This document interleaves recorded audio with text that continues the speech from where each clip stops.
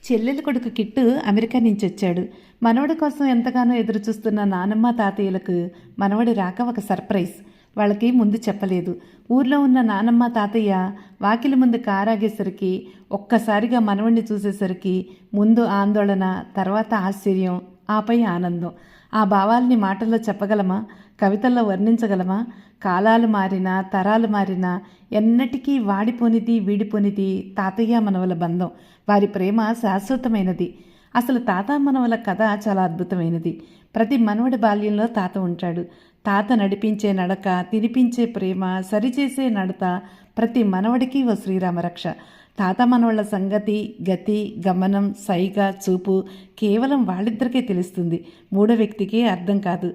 మన పసితనంలో మనల్ని లాలించిన తాత మనవడికి వయసు వచ్చాక అతని చేతిలో పసివాడైపోతాడు, పరవశుడైపోతాడు. అవును కదండి? కమెంట్ చేయండి.